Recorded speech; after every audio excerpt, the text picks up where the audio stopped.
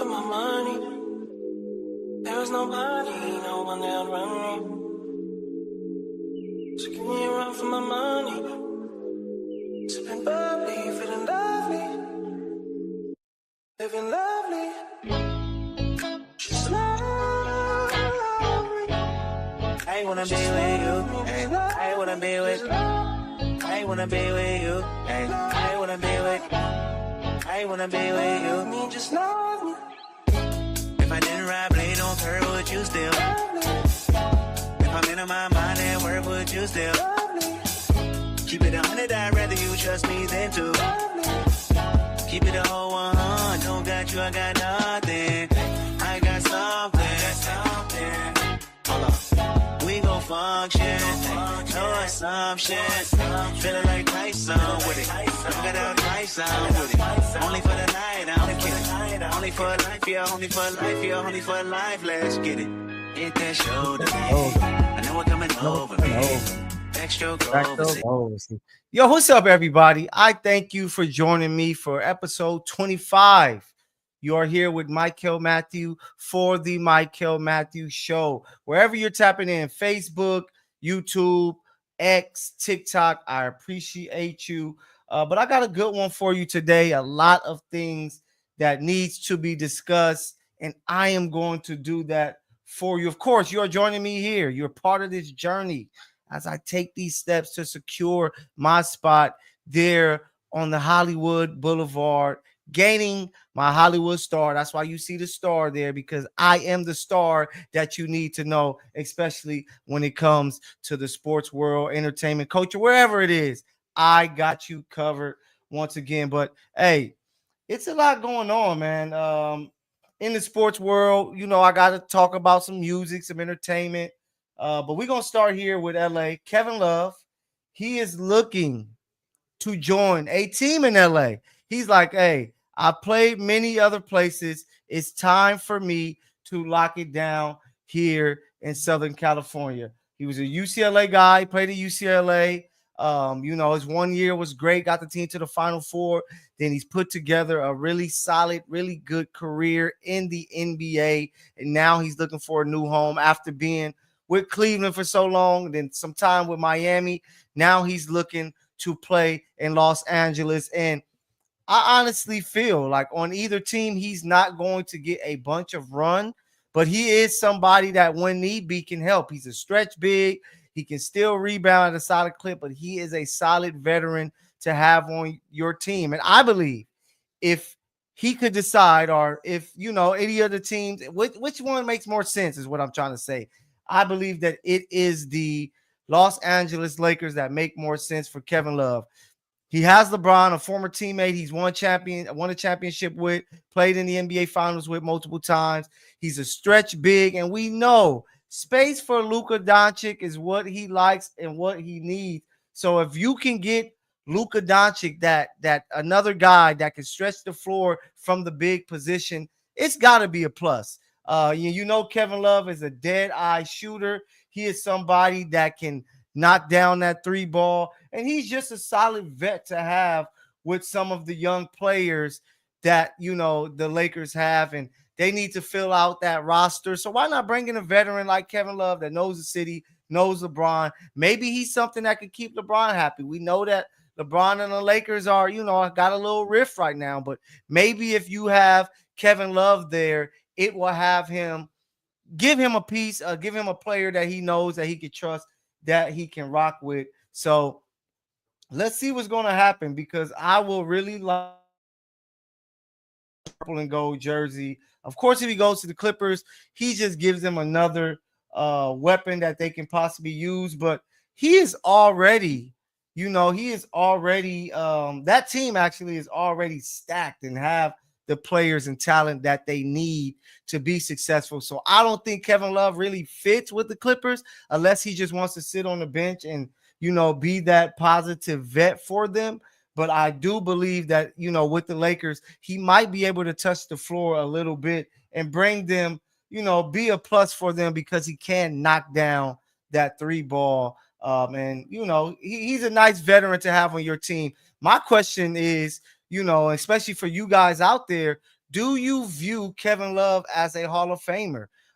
We know the history of LeBron James. He has played with a bunch of guys that have become Hall of Fame players, and we ain't giving credit to LeBron James. These are just great players that he happened to team up with.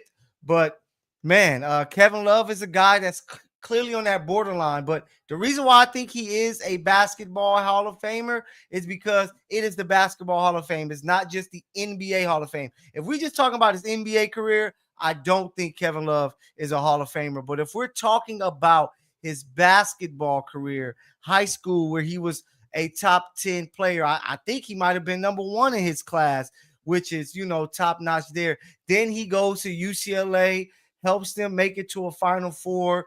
Him making the full court passes, going crazy with Minnesota, putting up 30 and 30 games, 30 points, 30 rebounds. Like, the guy was a weapon in Minnesota. And of course, like Chris Bosh with Miami, Kevin Love went to Cleveland. He had to dumb it down because, of course, LeBron is going to be your number one guy. And on some nights, Kyrie is going to be your number one guy. So you will never be above them. But I do think, because it's the Basketball Hall of Fame, that he is going to get in the Hall of Fame, giving LeBron another Hall of Fame player that he played with.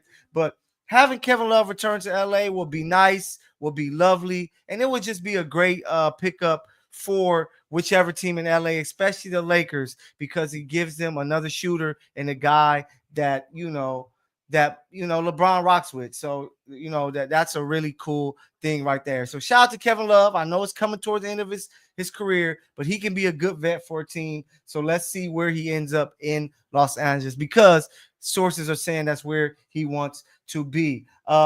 Let's talk about it. The Lakers. We got to talk about the Lakers and LeBron. I talked about it's a little murky right now, because he's like, man, why y'all not giving me this extension? And I think the reason why it's so tough for LeBron is because he's still putting up solid numbers, which we see. For you people who are all about the numbers, you're probably like, yeah, you should pay him because he's putting up those numbers. But you have to remember, he is 40 plus.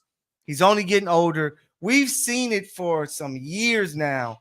By the time the playoff comes, he kind of slows down because of the wear and tear, because it's a long 82-game season. And that's one reason why the Lakers, I believe, don't want to re-sign LeBron to a longer deal. And then they're like, man, we got Luka. We don't want to get older. We want to get younger. So we want to bring in a young star to pair with Luka Doncic for the next 3 to 5 years. So having LeBron is cool. He's one of the greatest players of all time. He's still probably the biggest name in the NBA today, but he is 40 plus years old and he's not getting younger. He's only getting older. So let's see what's going to happen with that situation. But it's a weird situation because for LeBron, he's used to being in so much control. With Cleveland, you knew he ran the show for the time that he was there, and that's how it was. And then, he changed the NBA, making a decision, going to Miami and building the super or the big three there with the Heatles, the start of the super team era. Then once that didn't work out, he was like, all right, I'm out of here again. I'm going to back to Cleveland and won a championship. And then after that, he said, now I want to go to Hollywood and play with the Lakers. This is the first time a team is telling him, we don't want you. We don't need you here anymore. You're older. We got our new face of our team. We just paid Luka. He is our guy. We do not want you and need you on the team. And for LeBron and his team, Rich Paul and those guys, Clutch Sports, they're like, yo, we have never been in this situation. So it's going to be something to look out for, because this might be the first time possibly we could see LeBron ask for a trade, which is crazy. Can you imagine in February at the trade deadline, LeBron is like, man, I want to get out of here. I want to go somewhere where I can sign a deal before, this year is up, and I can be there for the next few years, because clearly the Lakers are already moving past LeBron. Of course, they want to try to steal one and win this year, which I think is going to be really tough, but they're already thinking about what's next with Luka Doncic. So that's why it's a murky situation, because the Lakers know where they're going and where they want to be, where LeBron for the first time has a team telling them, we don't care what you got going. We gonna move on and do our thing. So after this year, you're gonna have to figure it out. That's why I've been calling for LeBron. Last year at the presser for the media day. Shout out to, my media homegirl, Lauren Jones, Lojo Media. Make sure y'all check her out. She asked LeBron a question: what more do you have to play for? And the man said, I have nothing else to play for. So when I heard that, I'm like, so why are you playing? Like, make it make sense. That's what people say today. Make it make sense. They need to make it. He needs to make it make sense. If you feel you don't have nothing else to play for, why are you continuing to play? If it's for the check, just say, hey, it's man, I got to get this bag. I still can do it. I still love to do it. But if you feel you really don't have nothing to play for, it's a tough spot to be with the Lakers, because the Laker fans expect greatness, especially from their best players, and we want you to be fully locked in. And you never want to hear anyone on your team say, hey, I don't really have nothing to play for. So it's a weird situation because like I've been saying, the Lakers are like, we're thinking about the future. We have Luka Doncic. We're set with that. We're even thinking about possibly paying $30 million to Austin Reeves, which I do think is crazy. I don't think he deserves $30 million, but we'll get to that as it gets closer to those conversations between Austin Reeves and the Lakers. But for the first time, a team is telling LeBron, hey, you're not making the decisions on what's going to happen. We're already moving past you. And for LeBron's the first team that he doesn't have that control over, that he can say, hey, I'm planning to leave y'all anyway. Like, he wants to be a Laker. He wants to retire in Hollywood. He don't want to move. His family isn't moving. Savannah and, his daughter, they aren't moving. So he's like, I don't want to have to go play anywhere else, because then what happens to Bronny? So we're going to continue to follow that situation here. But, man, let me know how you guys feel about it. The craziness of what's going on with the Lakers and LeBron. I can't wait to figure out what happens there. But hey, if you know me, this is my show for me to say whatever I want to say, talk about whatever I want to say, damn it. And if you know me, I love the point guard position.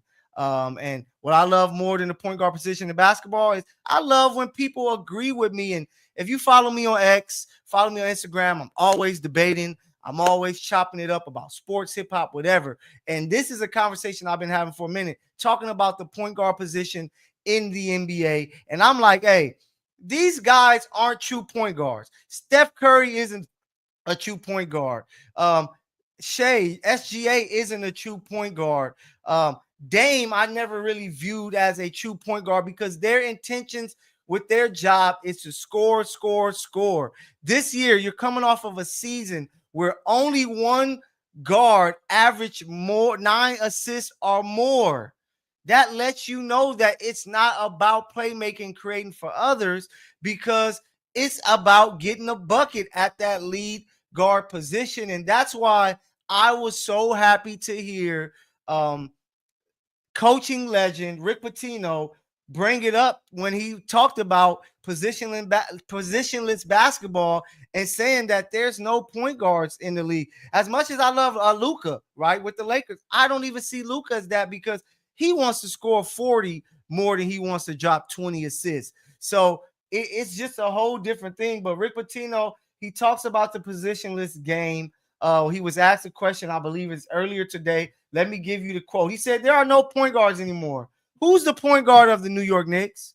Who's the point guard of the Los Angeles Lakers, the Boston Celtics, Thunder? The point guard position is totally done. And I believe that, Chris Paul, that's why I got to give him so much love. And I'm going to talk more about him in a second. But he's one of the last of the dying breed. And also Tyrese Halliburton. That's why it was so fun to see him on this run that he had this year, because he is one of those true point guards that wants to control the tempo, push pace when need be, slow the game down. He really cares about getting people their touches and giving them the ball in their spots to succeed and score, to where if he has 8 points and 20 assists, he can impact the game like somebody who scored 35. And that's the difference. And, they asked Pitino with the Knicks, he's coaching there at St. John's in New York. Hey, like, the Knicks are right here. They got Jalen Brunson. And Pitino said he's a combo scoring guard. I don't think he's looking for assists. I think he's looking to score. And, thank God he is, because clearly the Knicks need that. But that's why I think we are in a game of basketball. We don't have true point guards. I mentioned SGA. I mentioned um, uh, Steph Curry. I mentioned Dame and these guys. Even a guy like Ja. These guys are more focused on scoring. And I like to say this: they are shooting guards with ball handling responsibilities.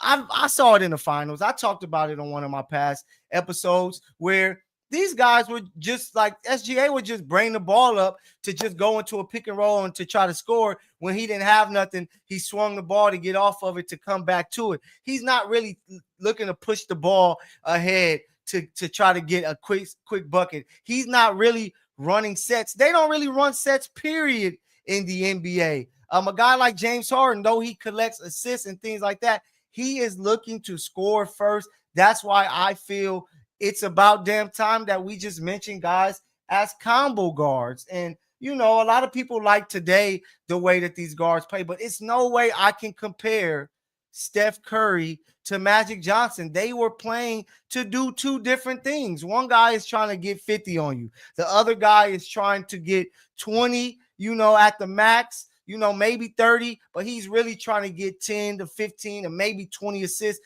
to make the game easier for his teammates around him. That's not what we're seeing in the NBA. That's why placing SGA in point guard conversations doesn't make sense all time. Putting Steph Curry in that, putting a guy like Dame, I think it's a disservice to them. They play more like Allen Iverson do, as far as sometimes AI will bring the ball up to, just to get right to it. And that's why I ask people online, what's the difference between what SGA, Steph Curry, and AI were looking to do? To me, they're looking to do the same thing. They're looking to score the ball first. They could care less if they have 4 or 5 assists. Somebody was like, Bronson averaged 7 assists. That's not a great number for a point guard.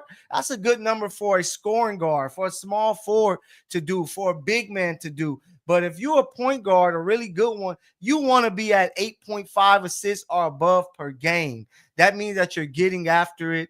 You might go and get 20 points, but you're playmaking for others, which is the initial goal for a point guard, is to run the offense, get people in their places, control the tempo, but creating easy baskets for others. So at the end of the game, you got 10, 15, 12 assists. That's what it's about. You're the quarterback of the offense. And we talk about in the NFL when Lamar is running the ball for himself. Some people don't like that. They like the traditional way of throwing the ball, and that's what wins championships. It's the same.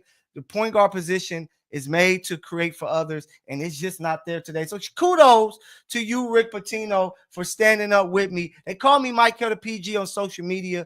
The PG is there, of course, for point guard. I played the position in my years hooping. Even when I step on a court today at my age, that I get on there, I'm trying to set people up, then of course I'm gonna go and get mine. But it's about making the game easier. So that's what the point guard position is. So shout out to Rick Pitino for saying exactly what he said. Remember, you can always comment. Go to YouTube, The Misfits Live, and let me know, where do you think the point guard position is? Do you consider SGA, Steph Curry, guys like that, true point guards, or are they what I call them, shooting guard with ball handling responsibilities? Because that's what I believe they are. But this leads right in to a perfect conversation that's been going on social media.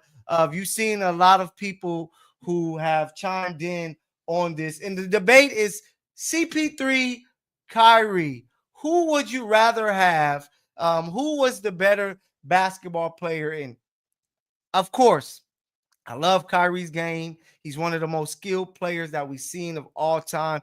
But really, this comes down to preference, I guess you can say. But I always look at winning. And yes, he has a championship, but he had LeBron James. You put Chris Paul with LeBron James, I guarantee he probably wins 1 or 2. Hell, if you never veto the trade with the Lakers and he gets to play with Kobe Bryant, I guarantee Chris Paul has a ring. But when it comes to the CP3 and Kyrie debate, Kyrie has the bag. He's a score first guy. He's one of those guys, a shooting guard with point guard responsibilities or ball handling responsibilities. But for me, I'm going to lean Chris Paul because I love a pure point guard, especially one that elevates every team that he's been on and he pushes them to win. He nearly got to the finals with James Harden in a tough West. And like I said before, you can't tell me if Chris Paul played with LeBron James, definitely in that run of 2014 or 2015, 2018, something like that,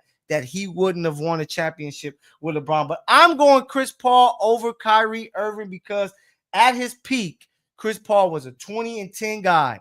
22-11 to be exact was his peak as far as when you come to looking at the stats. And he was doing that in a league where it was two bigs there at the rim. For all you young bucks out there, poop butts, with some like to call them, who don't really know the game too much and they just look at numbers and look at highlights. They don't watch the games of the past and things like that. Back in the day, you had power forwards and centers clogging the paint. His best years as an individual player, he was playing with the Hornets. You had David West, who would play inside and, a little below the three-point line, and Tyson Chandler, who only stayed around the rim unless he was going out to set a pick. And he was still averaging 20 points, 11 assists, doing his thing and dominating in that era. Can you imagine if his prime was after 2015, where he could have been playing and when the game opened up because of the three-point shot? He makes his teams better. If you go down the line from before he got to teams and when he got to teams, they all their winning percentages went up. Chris Paul is just that guy and that winner. Kyrie can go out and give you 50. We've seen Kyrie give you a 50-point game, but can he go out and give you 20 assists? I don't think so. I haven't seen him do it yet, but Chris Paul is a guy that can score 40 and go get you 20 assists at some point. His career high scoring is 43 points, career high in assists, 21 assists. And I didn't even talk about defense. He's a guy that can guard the point guard position really well, a guy that goes out there and gets stops. He's like a 6-time leading the league in steals. So he would take your cookies. Chris Paul is a guy that I think that people are starting to underrate because he's just getting older and there's more young people getting a voice on social media and maybe, on certain platforms. But don't disrespect the game. That's why you guys got to go back and watch more, because more than ever, the older players are getting disrespected because they're like, oh, the game is this, and they go straight to the numbers. But if you know basketball, you know that stats inflated after 2015 because the bigs were out shooting threes, so it opened up the paint. You know what I'm saying? I debate with people about Steph Curry scoring out the rim compared to Kobe Bryant, who would dunk on you, and they say, oh, look at Steph's number. Yes, of course, Steph can score in the paint where there's no big guys inside because everybody's outside the three. So you can't just look at numbers. You have to actually watch the games and see the impact that a player has. So this no hate to Kyrie Irving.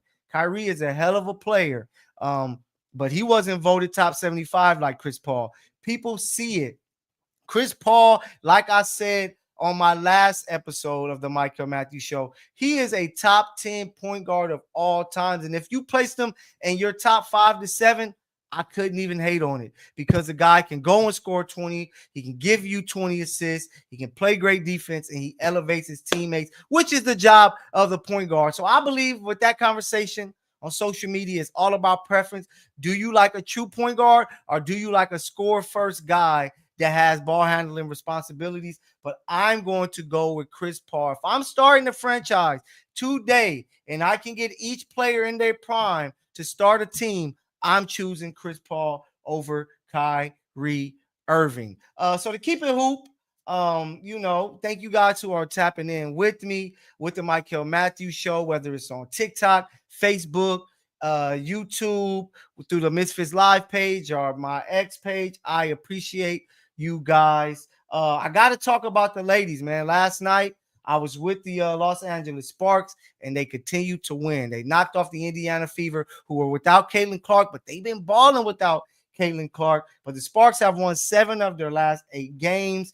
They are 13-15. They were deep down with some people like, man, they're not even going to get close to the playoffs, to where now it looks like if they can keep it up, they can get as high as the 6th seed, which is crazy. But I got to show a lot of love first to Coach Lynn Roberts. She's doing a hell of a job. She's been telling us media members there, just take it easy, give us some time. Once we get healthy, we're going to get there. And she wasn't Lion. But I got to show major love to their fearsome foursome, is what I like to call them. Azare Stevens, Rakia Jackson, Kelsey Plum, and De'Erica Hamby. Azare and De'Erica, they have been solid all season long, like double threats any night they step on the floor. So shout out to them, and shout out to De'Erica especially. She was outside after the game. She parked her car, low-key blocked me in the parking lot from getting out a little bit. But she parked her car, got out, was signing autographs, taking pictures and all that. Kudos to you, De'Erica. You balling. But a special shout out to KP.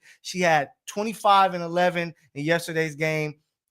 Scoring the ball, setting people up. Like, the game looked very easy to her these days because of the talent they have around her. And then because she's able to slide over to more of that shooting guard role to where she can score and catch you off the off the dribble, ball fake off the three, and attack while Julie Alleman runs the natural point guard, setting the team up. But I got to show love to Rakia Jackson. She was my player of the game yesterday, getting to that bag. Like, she told me before the season she really worked on her handles. She really worked on, getting these scoring moves down pat. But it's starting to show more and more. Yesterday, she made a move in the second half. She dribbled, got to the middle of the key, did the little spin, dribble, penny, step back, knockdown jumper. Like, you could tell her confidence is at an all-time high. And I'm just proud of her, just the way that she's hooping, the way that she's playing, because she dealt with the concussion earlier in the year, and it looked like, man, she might have a sophomore slump, but she has bounced all the way back. And those four, Kelsey Plum, Rakia Jackson, Azare Stevens, and De'Erica Hamby, give them threats that you have to deal with every night. Scoring the ball, rebounding, assisting. They are scoring like 80% or more of the team points per night, and they continue to do it, and they are picking up wins. Got to give a shout out to Cameron Brink. Her return, this was game number 3 for her. She had 5 blocks, a career high from her. Like, I give her a hard time on offense because she got to be better. She was 0 for 6 yesterday's game, missed a couple layups, some open jumpers, but I believe that she's going to slowly progress with that. But her impact on defense is crazy. If you want to connect it to the NBA, right, it's a lot like a young Anthony Davis, the way that she flies around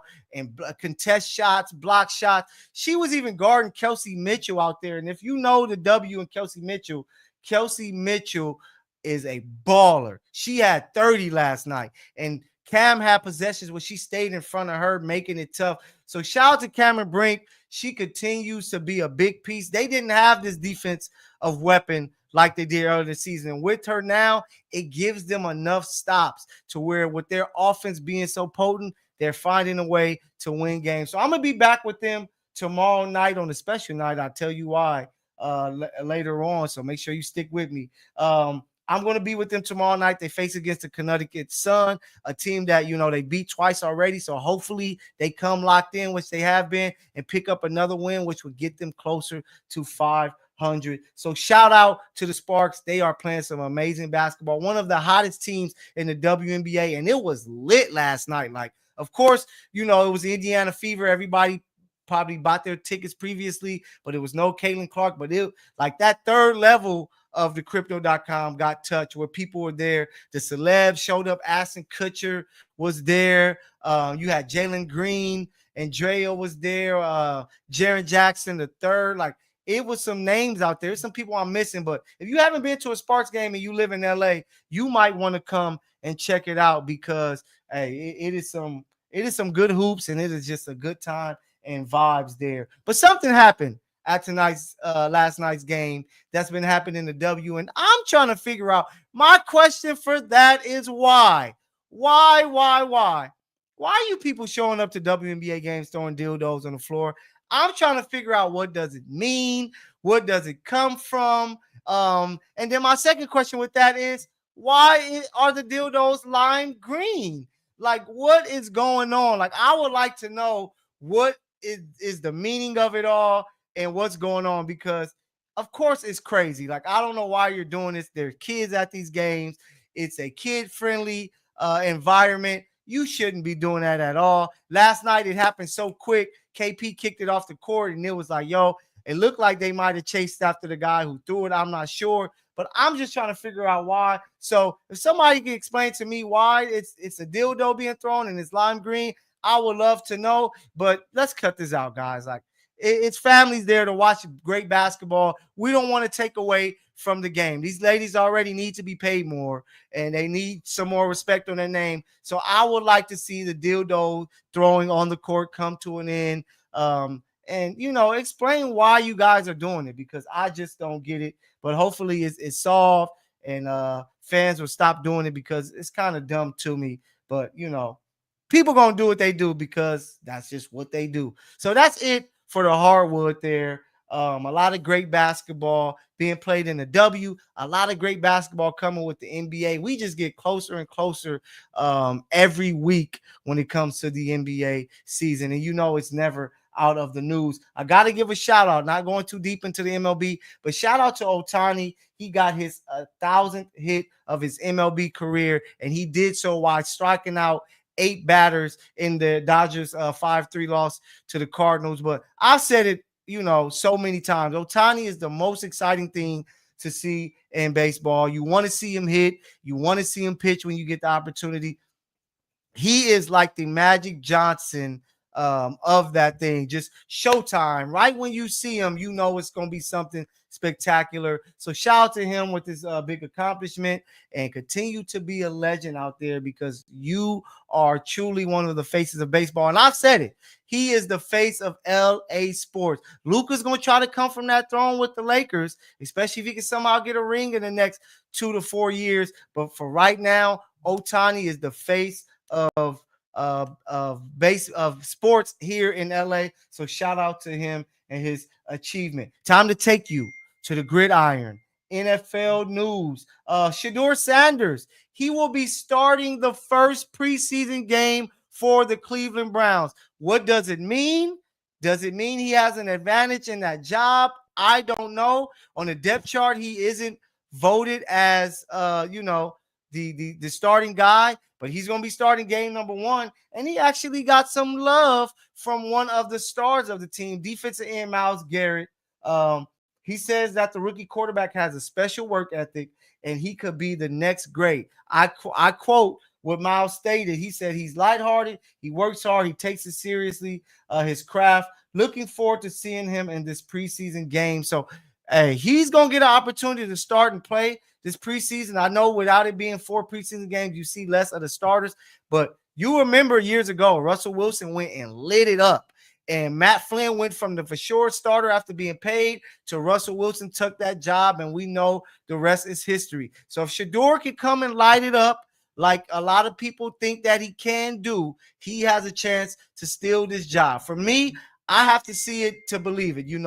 I have never been the biggest fan. I've never felt that he was the greatest of great prospects, but I just feel that he's going to get an opportunity, and he has some skills. So let's see if he takes advantage of it. But man, we got some crazy news out here in LA, and if it happens, it's going to drive football fans here crazy. Your boy Aaron Donald said, "Hey, if Micah, if you come to the Rams, I'm gonna come out of retirement and get myself ready to go." So I'm like, whoa. I don't know if Aaron Donald is keeping it real. I don't think that the Rams are going to make this trade, because they have Jared Verse, Braden Fisk, Byron Young, and they just have talent up front. But if this somehow happened to get Micah Parsons on the Rams, and then you can keep Jared Verse, and Aaron Donald somehow returns, like, it will be crazy and a nightmare for teams across the NFL. Aaron Donald, Micah Parsons, Jared Verse attacking your quarterback. That's called a nightmare for quarterbacks. They don't want to see that happen. So if it somehow does, it will be crazy. But just, and today we like to think hypotheticals, and, somebody might make it happen on Madden and drop a video. But that trio together, Aaron Donald, Micah Parsons, and Jared Verse, will be one of the craziest trios you've seen for a pass rushing team.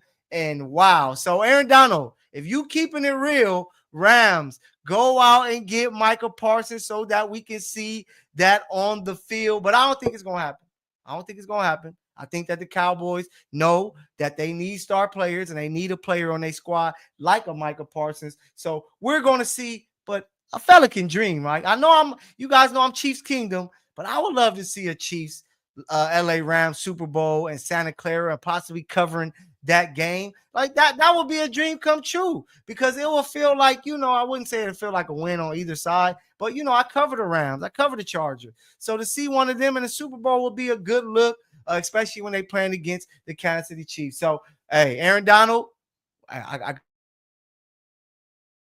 looking like you fit, ready to go. If the Rams somehow make this happen, get that 99 jersey ready. But that's it for sports.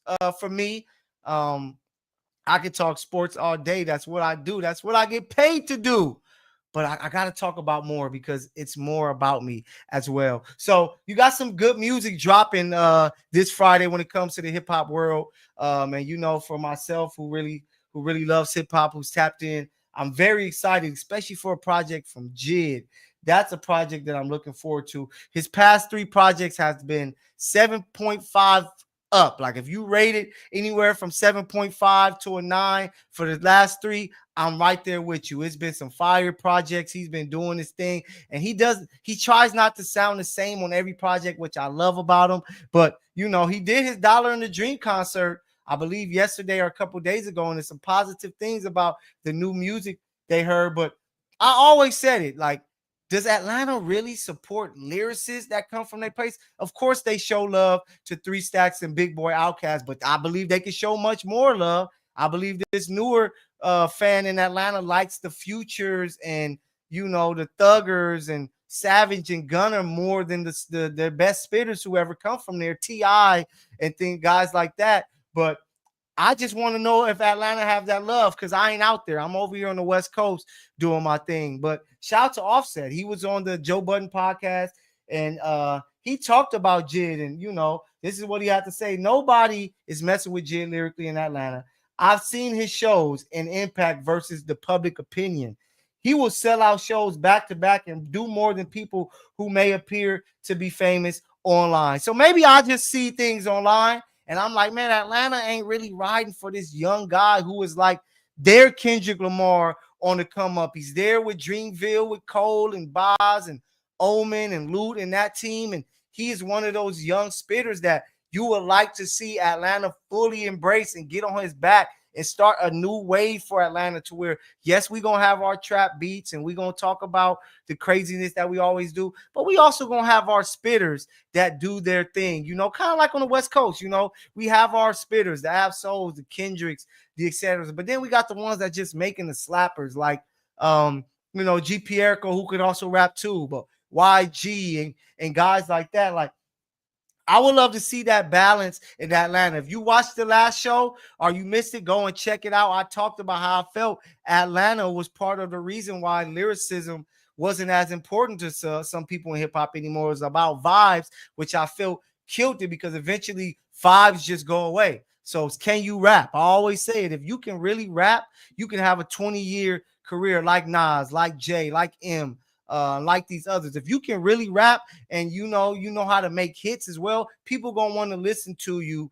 And that's what Kendrick does. Kendrick can really rap and he makes great music. So that's why he's gonna always be loved and cherished. But I'm happy to hear from Offset that they rock with Jid out there in Atlanta. So I would like to see a bigger push from him because I think he's that special. But my final thing to talk about for this show, keeping it hip hop. Shout out to Mickey Fatsis. You don't know who he is, rapper. Dude got bars, but he was on a podcast and he said that he is choosing Lupe over Kendrick Lamar lyrically, and it just got me thinking that I truly believe that Kendrick Lamar has become underrated when it comes to his lyricism. I believe that so many people like to just talk about him when it comes to, making great albums. He's been making some big records as of late, but I think people are starting to underestimate what he does as a spitter. I believe that Kendrick, if you like, I've been listening to Kendrick for a long time, all the way back to the Training Day tapes, where it was all about bars. You know what I'm saying? Kendrick Lamar EP, the freestyles he would have back there, him and Soul, and just listen to him. It was always about rapping and rapping and rapping. The difference between him and a Drake was that, yes, of course, Drake make the bigger hits and the bops, the records that ladies want to, shake a tail feather to. But when it came to just rapping, it was always Kendrick and J. Cole, who are the guys who was like, they're going to rap, they're going to storytell, they're going to give you everything it needs to be a lyricist. And I got respect for my guy, Mickey Fats. But I think y'all sleep, man. I had some people that, on social media was like, bro, you're crazy. Kendrick isn't messing with Lupe. And Lupe is special. Like, he's one of my favorites. The Cool, I love the album. Still play it to this day.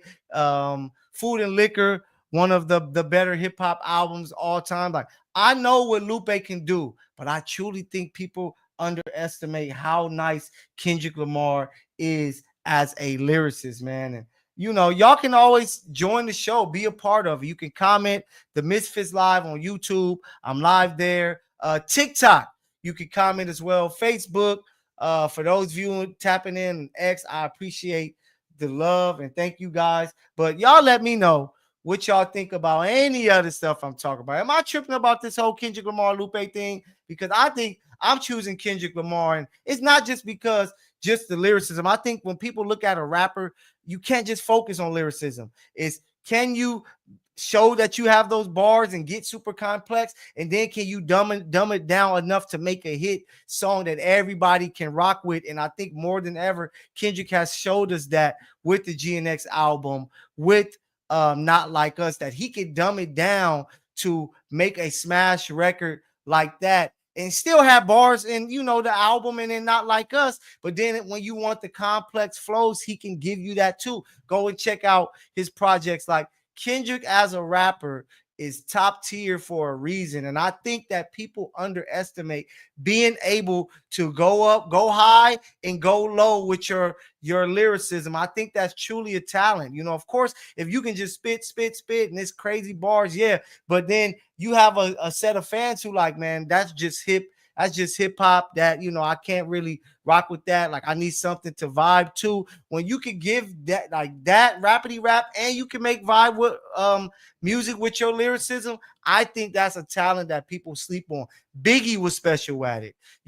Tupac can give you the introspective and give you the bop tracks, what you need. Jay-Z, that's what he's great at. You know what I'm saying? Nas has had his moments doing some of that. M a little bit. Like, some of the best have been able to be super lyrical and then dumb it down for, the casual listeners. And I think that's a skill that people overlook. So of course, Lupe, top tier rapper, one of my favorite. He's probably in my top 25 of all time, my specific list. But Kendrick Lamar, I believe, is to that next level. So after giving me this album with the West Coast bangers that I say he needed a West Coast classic, he got that out the way with GNX. Let's get to these bars on this next album to show people y'all don't need to mess with me. And it's just so crazy because of the Kendrick hate because he smacked up Drake last year. They're going to try to find anything to say this guy is better at, or this guy is better than him. So it just comes with the territory. When you're the king and you got the crown, people won't come towards you. I best believe, as a Laker fan growing up, I've seen it. As a Chiefs fan recently, I've seen it. So Kendrick Lamar is dealing with that same very thing. But hey, that's just my opinion. This show is just me giving you what I feel, because this is the Mykell Mathieu Show. If you don't want to hear what I got to say, of course, there's others, but you're going to want to hear what I got to say. So remember, tell your mama, your daddy, your auntie, your uncle, your brother, sister, cousins, grandparents, whomever, to come check out the Mykell Mathieu Show. If they miss it, don't worry. They can always go on X and check it out. YouTube, they can check it out. Facebook, it's going to be rolling. But I'll be back with you guys Friday. And the reason why I said tomorrow's game is going to be very special tomorrow is because it's my birthday tomorrow. Your boy is getting old. 36 years old, and I'm very grateful to be alive. And through the years and lost a lot of friends, family, And I know that it's part of life, and just every year of wisdom I'm allowed to get, I'm thankful for. So, reach out to your boy tomorrow.